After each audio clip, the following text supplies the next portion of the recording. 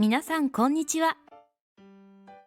おにぎりくんの日本語発音教室へようこそ。今日学習する文節は日本語の基礎であり、日本人なら小学生の時から勉強する内容です。発音練習をする上でとても大事な概念ですので、今日は文節について説明します。皆さんはこれらの文章を文節に区切ることはできますか？私は昨日スーパーに行きました。彼女はひまわりのように笑う。赤ちゃんが泣き叫んでいる。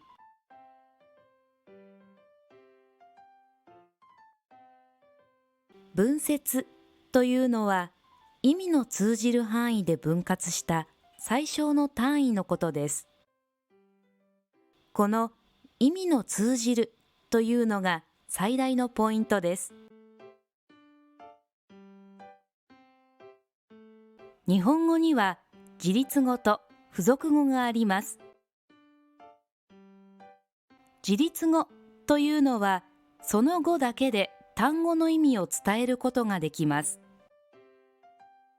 自立語は動詞、形容詞、形容動詞、名詞、副詞、連帯詞、接続詞、感動詞の8種類です。付属語というのはその語だけでは意味を伝えることができないため、直前の自立語とセットになります。付属語は助詞、助動詞の2種類です。文節とは意味の通じる範囲で分割した最小の単位のことでしたよね。もし最初の文章の文節の区切りをこのようにしてしまった場合、は、に、ましたはその後だけでは意味を伝えることができないため、正しい文節の区切りとは言えません。正しい文節の区切りをつけるとこのようになります。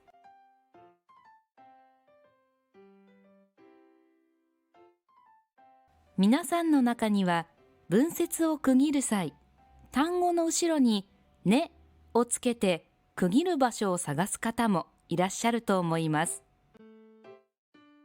私はね、昨日ね、スーパーにね、行きましたのようにねを入れても文が不自然になりません。ねが入る場所に文節の区切りがあります。この方法もとても有効ですが、注意をしなければいけない場合もあります。例えば、こちらの文章です。これをねで区切ると、彼女はね、ひまわりのね、ようにね、笑うとなります。あまり違和感がないかもしれません。ですが、ようにだけだと意味が通じません。そのため、ひまわりのとようには一つのまとまりになります。必ず一つの文節は意味が通じることを念頭に置いてください。では、こちらはどうでしょうか？こうなるでしょうか？これは不正解なんです。泣き叫ぶは複合語と呼ばれるもので、2つの単語がくっついて1つになったものです。そのため、泣き叫ぶの間に文節の区切りはありません。複合語には要注意です。では、もう一度、文節の区切り方の復習をしましょう。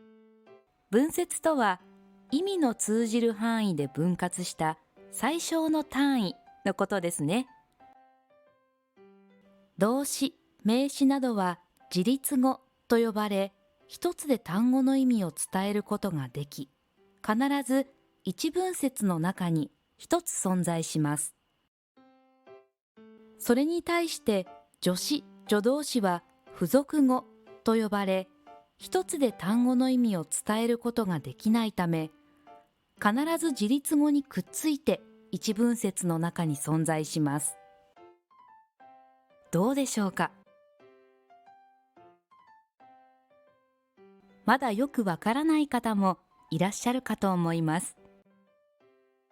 他の文章で練習してみましょう。私は頭のいい彼のことが好きだ。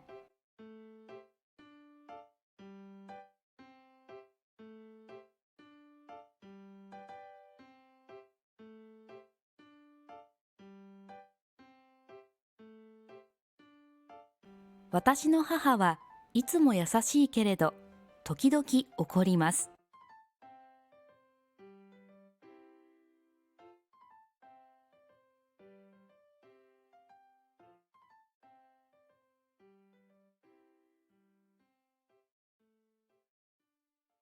父の性格は穏やかな祖父にそっくりです。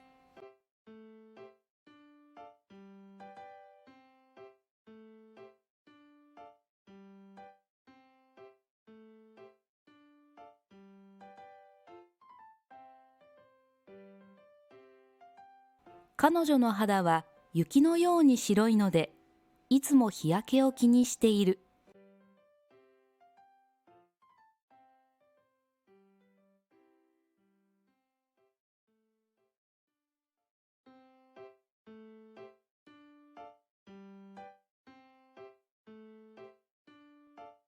赤ちゃんがすやすや眠っているのを見ると平和な気持ちになる。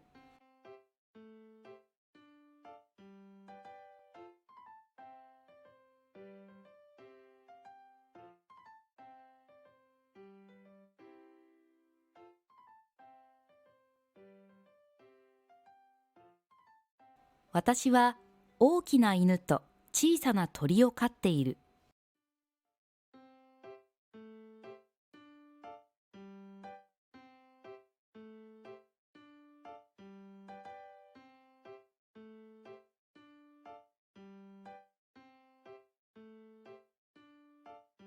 私は事故に遭った。しかし、その時のことをよく覚えていない。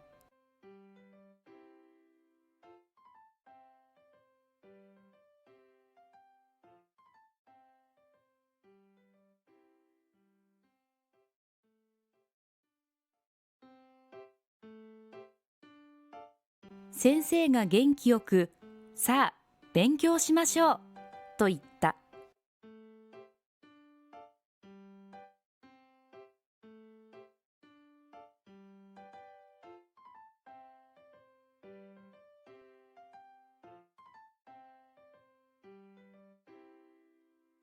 文節に区切ることができると、日本語の発音がしやすくなります。次回の動画では、今回の文節のルールを踏まえて、日本語のリズムについてお話しする予定ですので、ぜひご覧ください。今回の動画が役に立ったと思った方は、ぜひいいねボタンを押して教えてくださいね。今日の練習はここまでです。だんだん上達していますね。その調子です。では、また次の動画でお会いしましょう。